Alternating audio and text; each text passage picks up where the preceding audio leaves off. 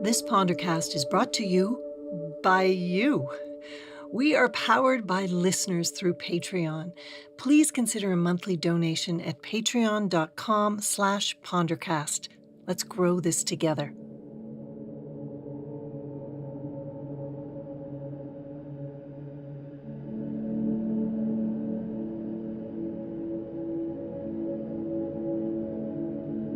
Are you awake? Well, I am. So let's Pondercast.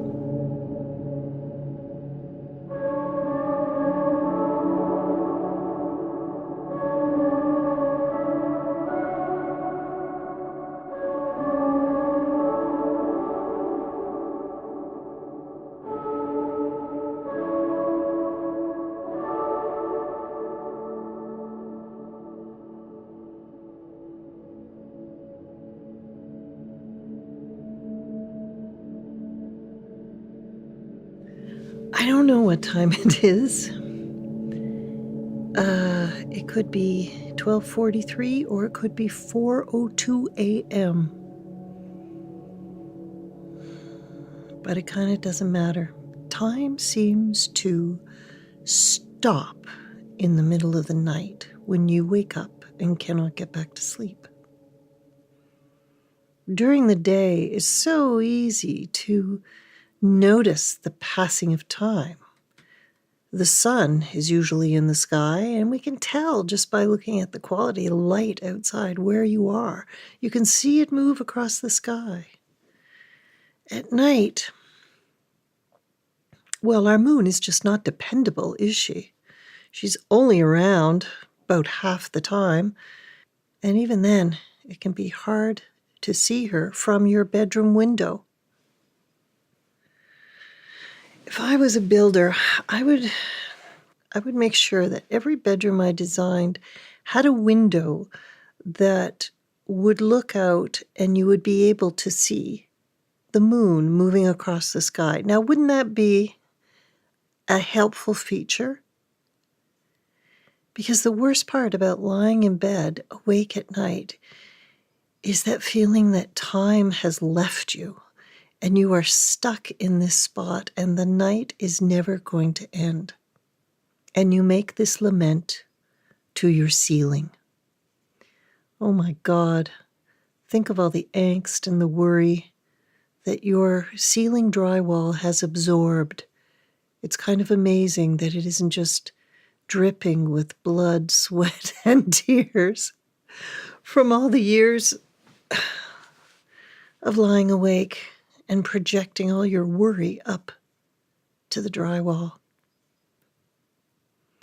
I can see a hairline crack in my drywall right along where the taping is. And I like to think that when I wake up in the middle of the night, that's what I'm doing. I have a purpose. I am here to monitor the crack in the drywall to see if it's getting any longer and if the ceiling is indeed just going to fall down on me.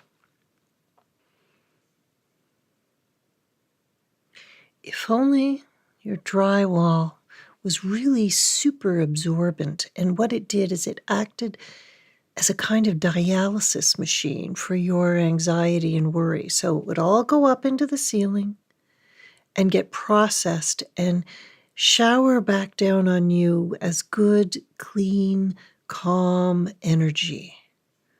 I'd pay extra for that, wouldn't you? So let's have a moment of respect and introspection about what your ceiling has had to endure from all your years of nocturnal terror that you've projected upwards. This is Ode to Ceiling.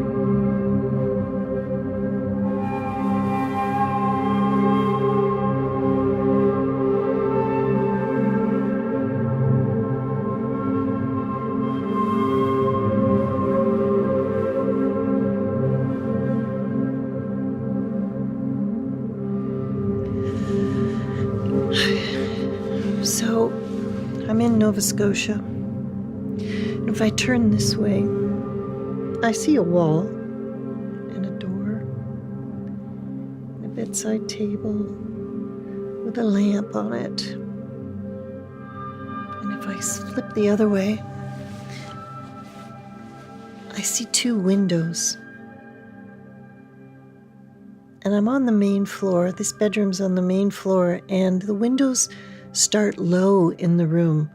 Right at the height of the bed is where the window starts, and it goes right up to the ceiling. So picture a raccoon walking along outside, and if he were to put up his front paws on the windowsill, he would look in and see me lying on my side, staring right into his eyes.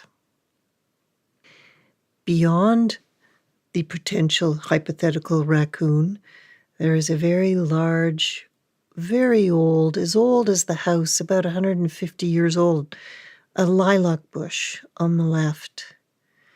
And when we have big windy storms here, that thing rocks. And I hear in the middle of the night, it's just like that, like someone knocking, trying to get in, which is freaky.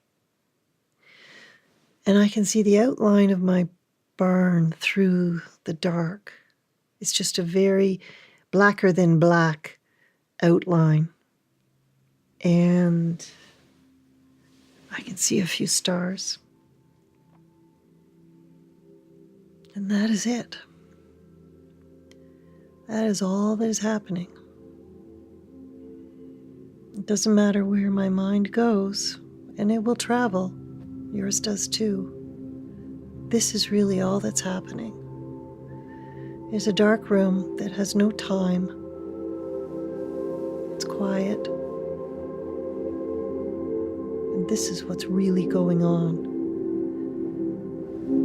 I have to keep telling my brain that over and over and over. This is what's happening.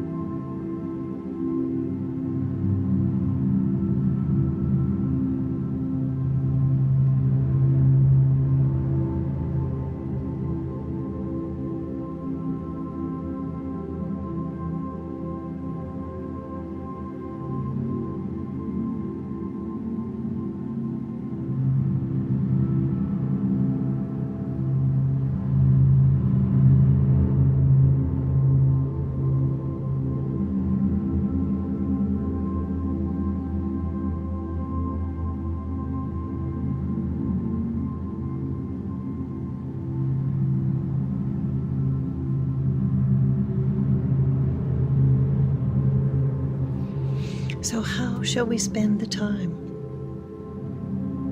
until we fall asleep again? One of my favorites, count your electrical appliances.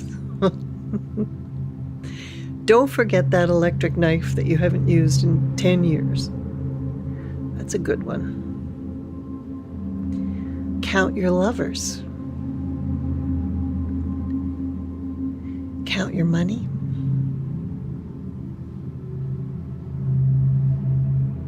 Count the stars.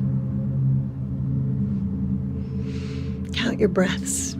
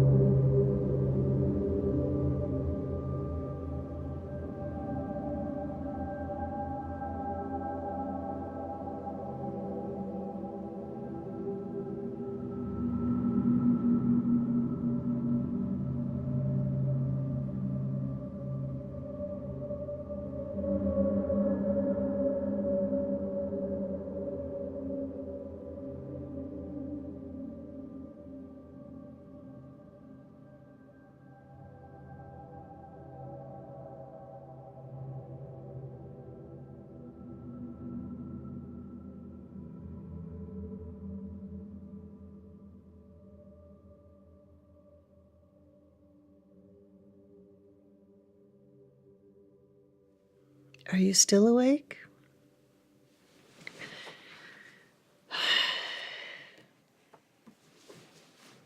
Okay, here's this book. I can't believe I haven't read this book. It came out in 2004. It's by Christopher Dudney, Acquainted with the Night. It's called Excursions Through the World After Dark. And right about now, maybe we could do with a little story about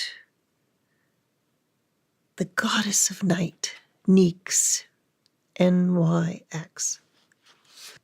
Nyx was one of the earliest goddesses and one of the most important Greek gods. Even Zeus was a little freaked out about her and did not want to piss her off. Nyx was the daughter of Chaos, who gave birth to the entire universe and all the original gods. So, she was the Oprah of the god world. I don't know if Oprah is the right metaphor because, well, you'll see. The great thing about Nyx is that she could reproduce two different ways. Woohoo! Sexually or asexually. And asexually, she created some wild kids. She would deliver these eggs, and then they would hatch, and there would be her children. And these children were serious dudes. They were all gods as well. Hypnos, sleep, and his brother, Thanatos, death, and Onaiori, who was the tribe of dreams, Eris, discord or strife, and Moros, doom. All these gods that we associate with how we feel in the middle of the night. But Nyx also had two important children. One was friendship. That can get you through your longest night. And the other, Eros, the god of love and passion. What a woman. And why was she called the goddess of night? Well, because Nyx had a chariot with two coal black horses, and she would fly across the sky, pulling a cloak of darkness behind her. Imagine her circling the globe. What a beautiful image. Of course, my mind goes to How would she have time to have children? Because she'd be in the chariot the whole time. There's no day off for night. So I guess she just dropped all these divine eggs right there in the chariot. So imagine this extremely fertile, complex, mysterious, powerful woman flying through the sky with these huge horses, pulling a cloak of darkness behind her. I imagine dark flowing hair. Here comes night.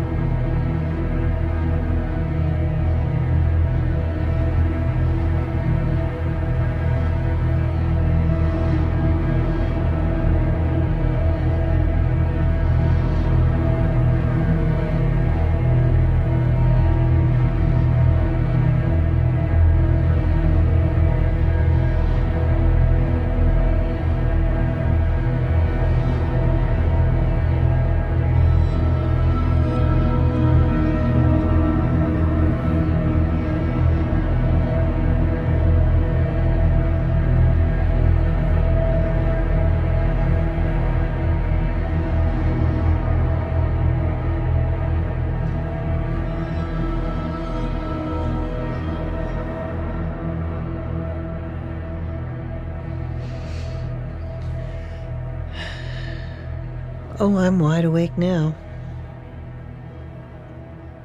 I asked you on Facebook what you do at night. Like, what is the thing that helps you when you're lying, staring at the ceiling like I am now? And Shauna said, I picture all my worries and I dump them all into a garbage can. And then I picture a brownstone building in New York, and I'm high up in the apartment building, and I open the window and I take the garbage can and I dump the contents down onto the street. That's good. And Jason, he said, I like to do something so absurd. And he mentioned how the last time he couldn't get to sleep, he got up, he went outside, and he burned a perfectly good pair of socks completely, and then came back inside and went to sleep like a baby. All right. The challenge has been set, Jason. Must I do something absurd at this point? Okay. I'm going to go outside and I'm going to walk around the house in my pajamas, and then I'll come back. You're going to hear the sound quality change now because I'm going to move to my iPhone. Oh, brother.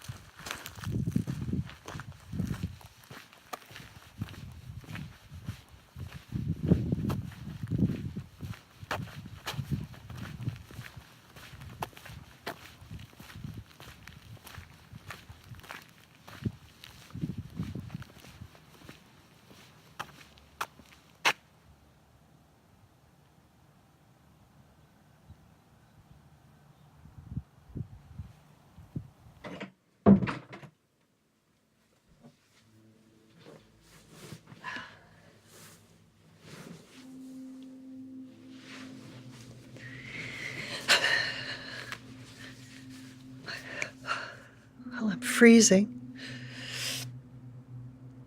It was very cool. Okay, does that mean I can sleep now?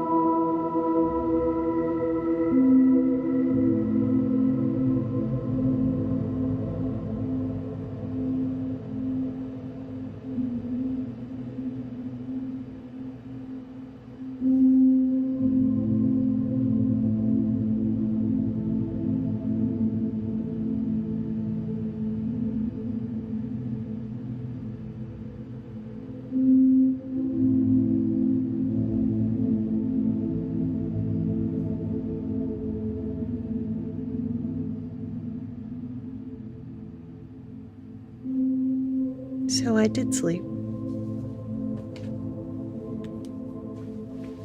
And I was having a dream. And I think I was at high school. High school?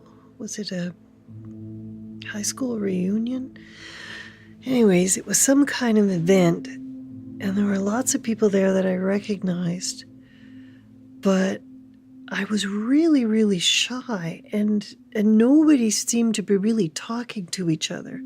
And you were there. And you were talking away to someone, laughing away. In fact, you were the only person having a good time and talking. And I was kind of pissed off about that. So I moved away and I went looking through the hallways for the cafeteria, and I could not find the cafeteria.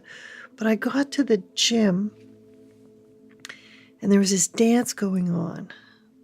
All of us grown-ups, not high school kids. But the decorations and everything were just like it would have been at high school. And somebody was yelling, "Snowball," into a microphone. And when they yelled "Snowball," the guys would go into their pockets and pull out these weird globe things, like a glowing ball, and they would show them to the next dance partner. And the more you danced, the more of these ball things the guys would get, and they would glow. They would glow brighter, and they kept them all in their pockets. So all of a sudden you could see all this light emanating from their crotches, and they all had these grins on their faces, like they thought they were gonna win whatever kind of game this was, some kind of crotchal one-upmanship going on. And The women were looking on very approvingly. And I kept asking, where do you get one of those balls? Can I get one of the balls too? And nobody could tell me. It seemed like only the guys could have them. I don't know who I was dancing with, but it seemed like the guy that had the most glowy crotch was the guy that got to yell snowball.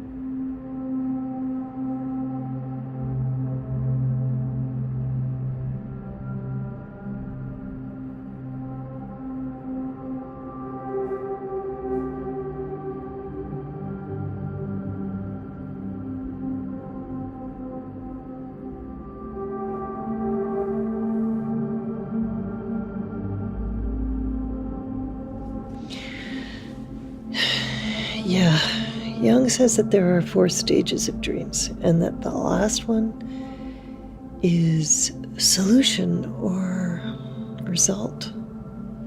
I never get to stage 4 in a dream. There is no result. It's like I'm cock blocking my own dreams. Well, in this dream, that makes total sense. You know how when someone tells you their dream right after they've woken up and you're still in that half-awake state and you can just sort of dream your way into their dream, you see what they're talking about and it becomes a dream for you? It's like we can invade each other's dreams that way. So you have a dream about being able to fly. It's my favorite kind of dream. And you are in your high school gym and you're playing basketball and suddenly you jump and you realize you can fly. And you're up above the basketball net and everyone in your class is going crazy because you're flying and doing all these stunts. And I will join you there.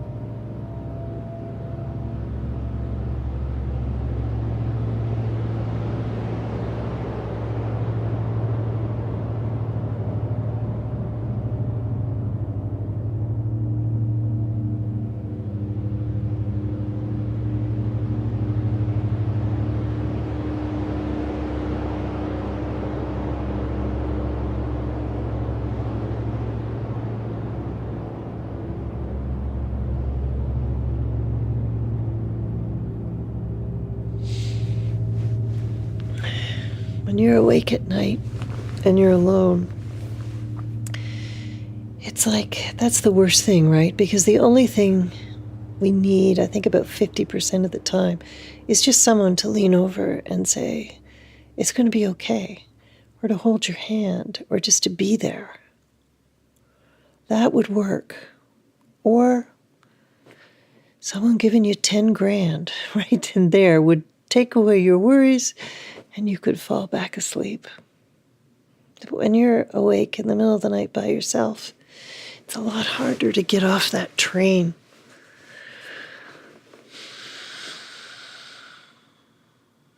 The point is that nothing is really happening.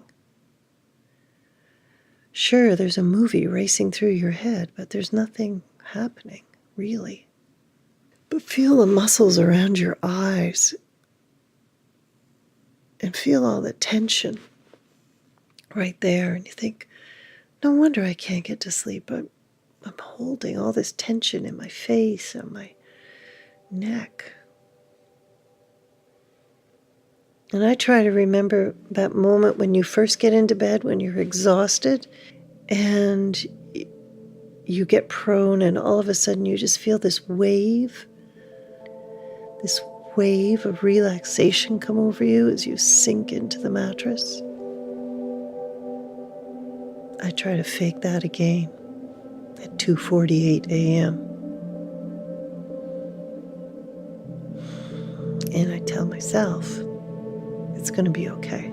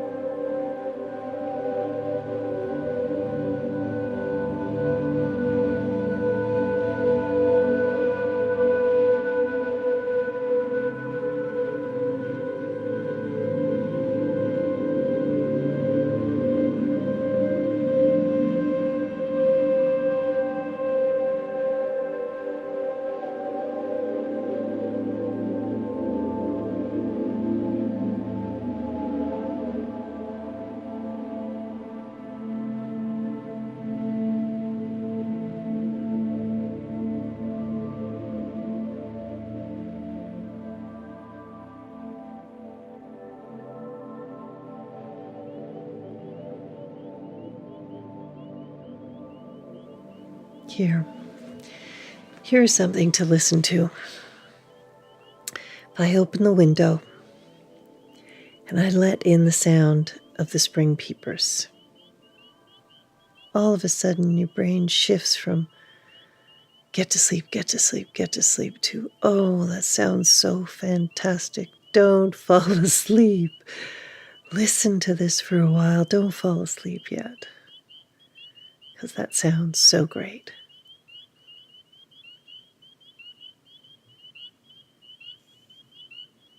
I'm Lori Brown.